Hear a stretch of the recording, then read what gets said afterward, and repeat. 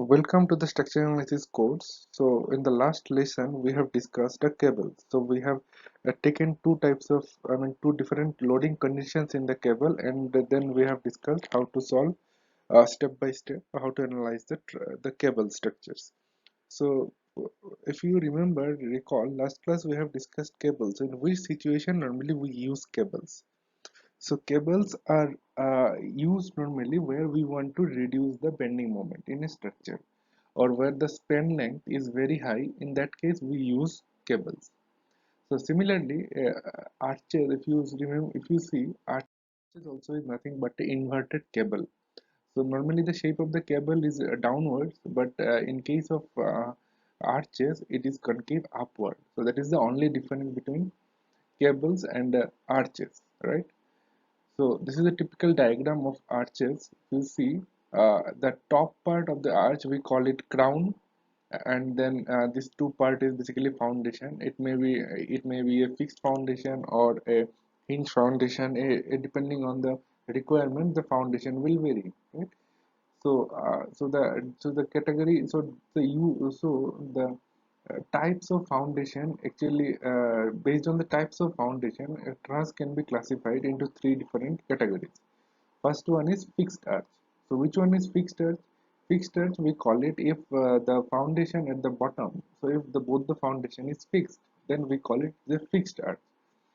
So if you see, fixed arch is basically indeterminate structure with a degree of indeterminacy is 3. So each support has actually 3 degrees of freedom. So it is a fixed rate. So 3 degrees of freedom, 3 here. Similarly, 3 will come here. So total unknown reaction is 6, whereas we have 3 equilibrium of equation. So ultimately, this truss is indeterminate with the order degree of 3. So this is one type of arches. We call it fixed arches. So in which condition do we use fixed arches? If you see any concrete arches, like arches are used in many places. We use in bridges, or no, even in buildings also sometimes we use arches. So fixed arches will have it is an indeterminate structure with the order degree of 3, and similarly it is made up of concrete, or maybe in a steel structure. Steel girders normally used as to construct a fixed arch. So next is two hinge arch. Two hinge arch means when we replace both the supports into a hinges. So here if you see, both the supports are basically hinges. So this is also indeterminate structure with a in a degree of indeterminacy 1, because here you have two unknowns, here you have two unknowns. So total 4 unknown reactions, and we have 3 equilibrium of equations. So this is also indeterminate truss, two hinge truss. So two hinge truss normally used, with the timber, with timber structure. Normally, this two hinge arch is used. So next is three hinge arch. Three hinge arch means one extra additional hinge each attached at the crown of a truss, or maybe in any position. So additional hinge is attached here. So this end is anyway hinge, this is anyway hinge, so both the ends are hinge, and additional hinge is attached at the center of a arch. So this arch we call it three hinge arch. So now what is the degree of indeterminacy of this beam? Actually, three hinge arch is a stable structure. Stable as well as determinate structure. Because here you have two unknowns, here you have two unknowns, so total four unknowns, and we have equilibrium of equations 3, plus here you will get one additional equilibrium of equation, that is summation of all the moments about this point is equal to 0, right? This is a hinge, so this is we got one additional equations to solve. So now we have four unknowns and four equations, right? So we can calculate all the four unknowns in these two supports. So this is also the determinant structure, three hinge. So very useful. So in this lesson we'll discuss how to solve the three hinge arches, as it is a determinant structure and very easy to analyze. So if you if there any support settlement happens in the three hinge arch, why we prefer more about three hinge arch? So if any support is settled because of any reason, maybe the soil is not strong enough to sustain the loads, So in that case support will settle. So if it is a 3 hinge arch, the support settlement won't produce any extra stress on a truss. So basically truss takes the load by compression, right? If we apply a load here, so for example any load is applied here, so this truss member will actually try to compress, right? So it will transfer the force in this direction. So truss will that arch will take the load in compression, right? Whereas cable also arches normally takes compression, whereas cables, if you remember, cable takes load as a tension member, right? As a tension member. So very, this is a very basic difference, please remember, very important. So arch normally takes as a tension, sorry, as a compression, and whereas cable takes it as a force, as a tension member. So now this is another class of truss that we call it tied arch. So in tied arch, what it will happen is one side is basically hinge, other side is roller. So now if we apply a load, what will happen? So this truss will try to slide in the right direction because here you have the roller. So to restrain it in its original position, we added an extra link here. So link is connected directly to from this point to this point. So using this is also a stable structure. If you don't provide this link, then what will happen? After application of load, this will act as a curved beam, right? It will be simply this slide will simply, this support will simply go in this right direction, and ultimately your structure won't be stable because before applying the load and after applying the load, the shape of the structure has changed. So to make it stable, so we have to add an extra tie. So that type of arch we call it tied arch. So these are the different classifications of arches.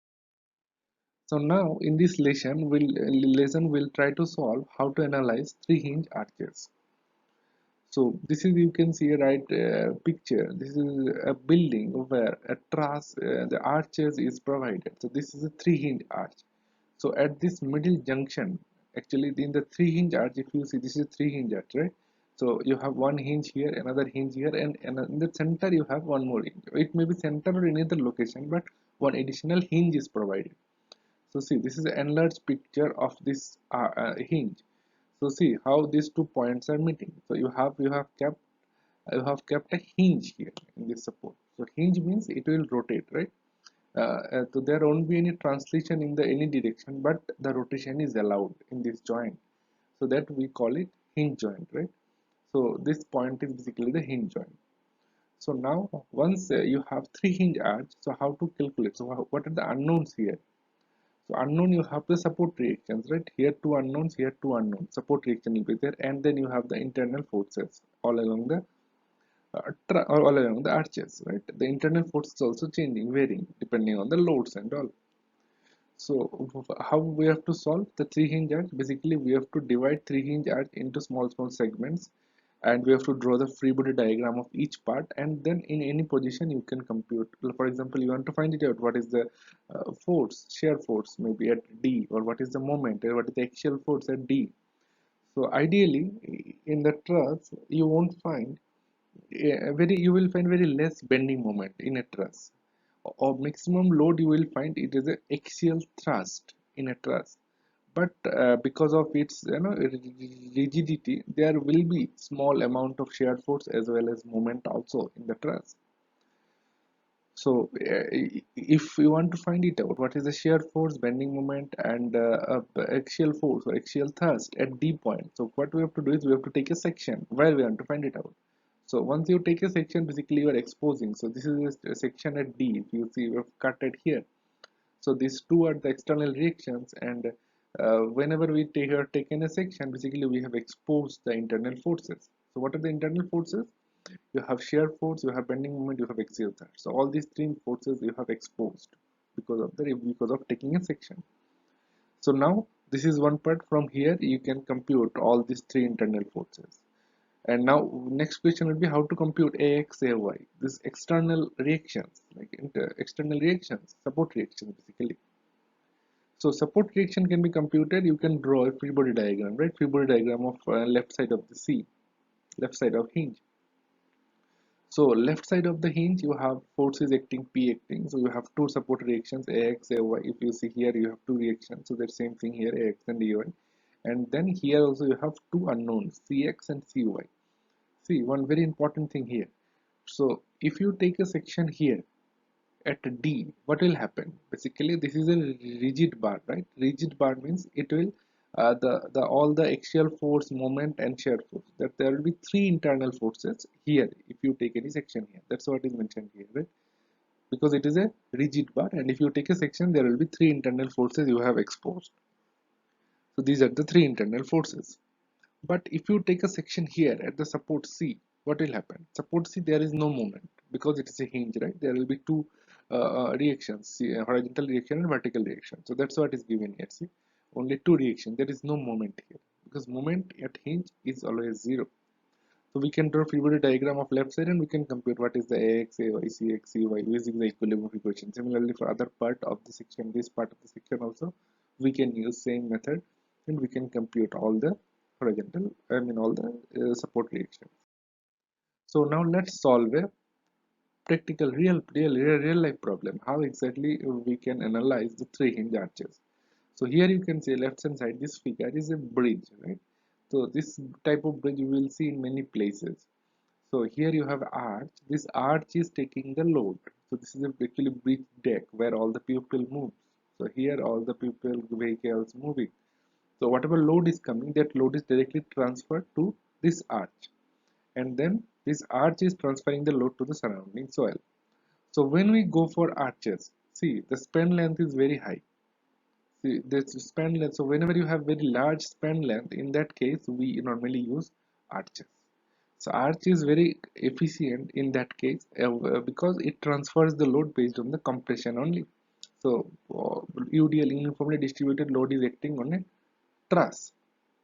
Now the question is what? A three hinge. It is a three hinge arch. So at the middle you have a hinge, right? So this is the analytical model. Here you can see at this point you have the arches.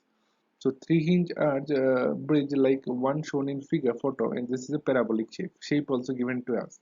So this is a parabolic shape, and this is the equation for the parabola that is also given to us.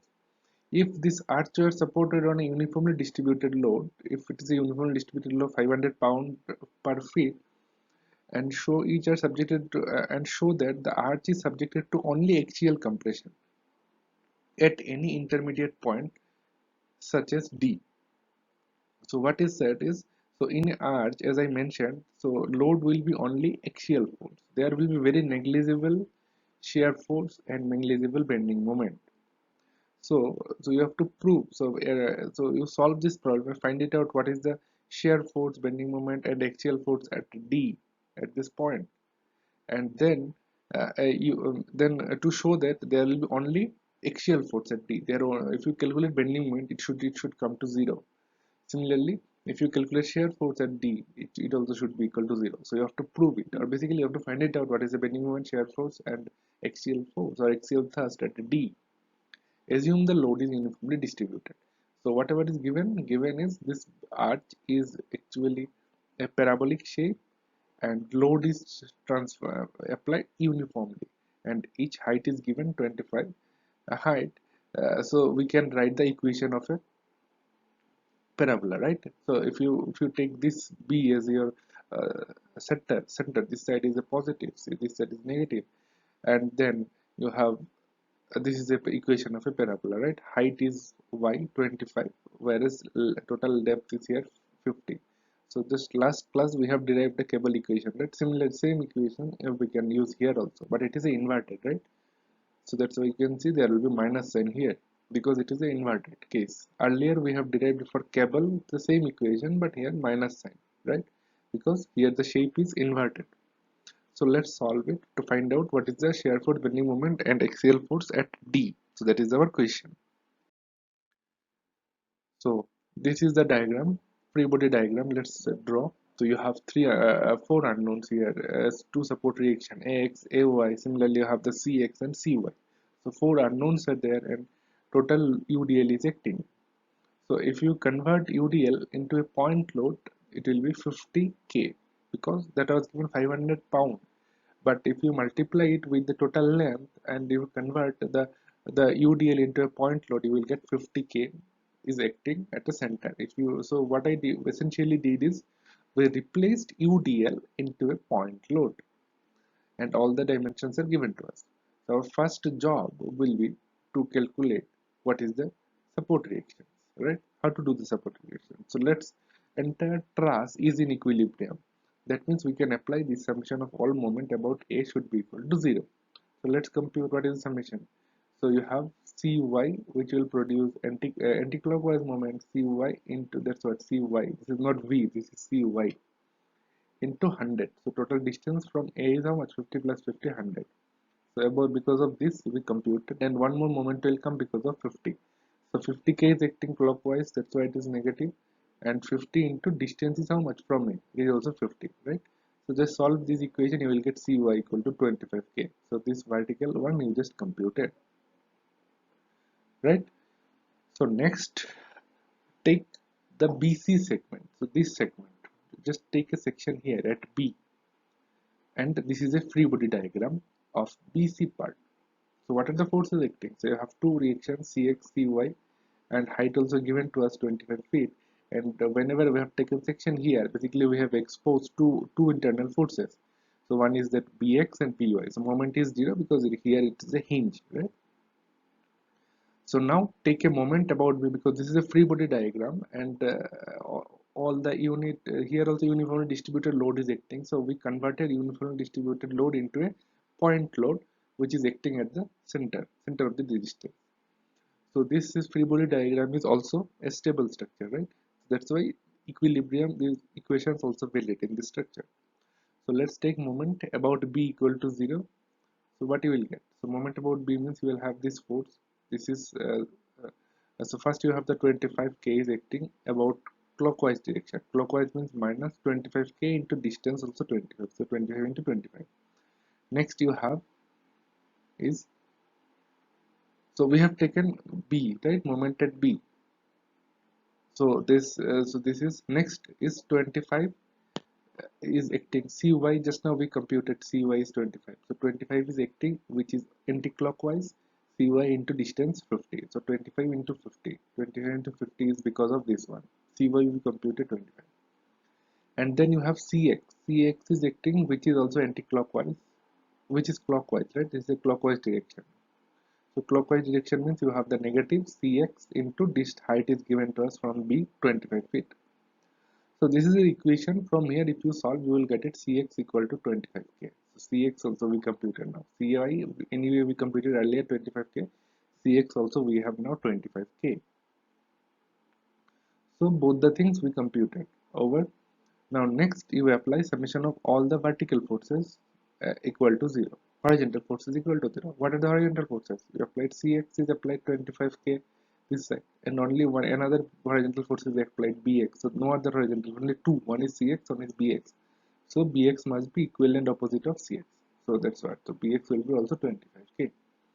Now you apply summation of all the vertical forces equal to 0. From here, what are the vertical forces? You have By acting upward positive, then 25k acting downward, and then here also 25k acting upward. So from here you get By equal to 0.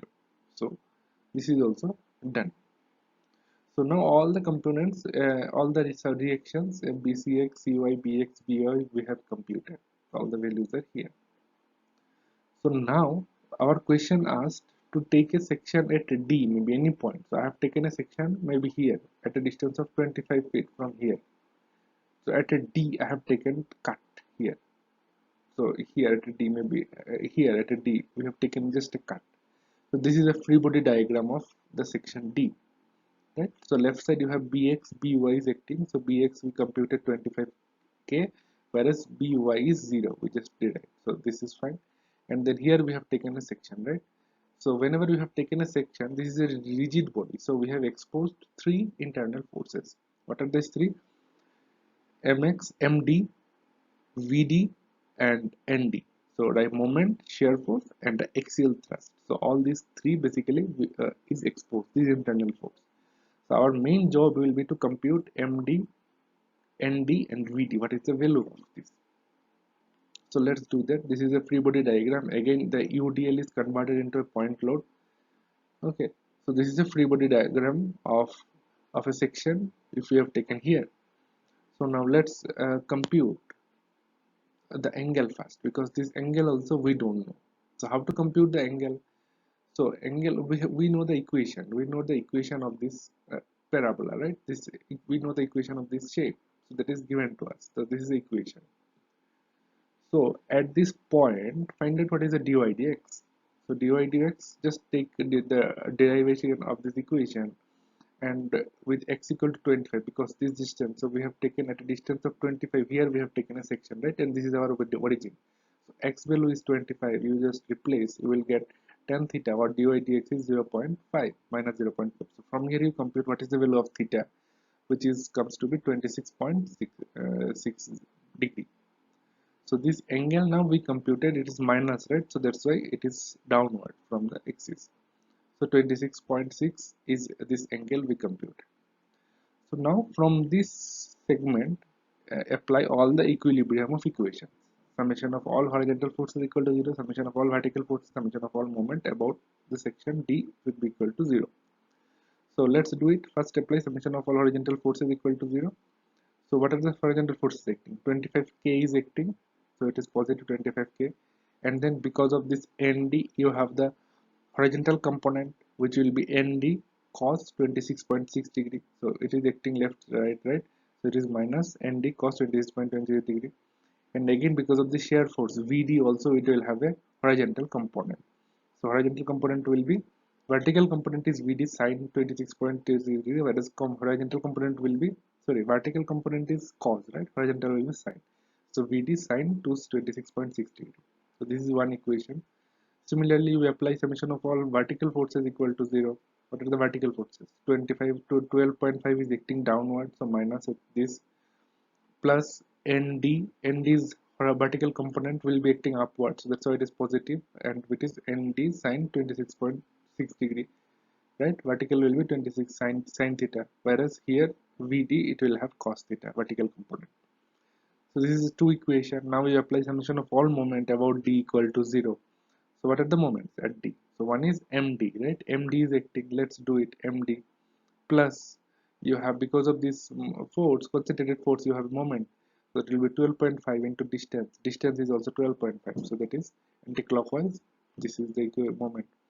And then again, because of this 25k also, you will have a moment. So 25k is acting this direction.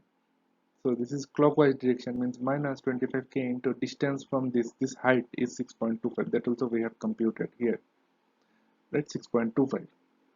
So this three, from these three equation we have three unknown, ND, VD and MD. So if you solve all these three equations simultaneously, you will get ND value is 28, VD 0, MD 0. So what is the ultimate objective we have received here? So after analyzing, so this is a truss with the shape of the truss is parabolic and the load is acting UDL load. Then at any point there will be only axial thrust. There won't be any shear force, there won't be any bending moment. So that is our final outcome. So that's what we have proved. So at any point we have taken D and we have computed what is the axial thrust, which is 28. But the shear force at that point, it is 0 and moment also 0. So just remember, the very good conclusion here is that if a arch is there, 3-hinge arch is there, and the shape of the arch is parabolic, and if UDL is active, then entire truss, entire arches will have only axial thrust. There won't be any shear force, there won't be any bending moment. So I hope you understood this problem. So we have completed the cable part. Thank you.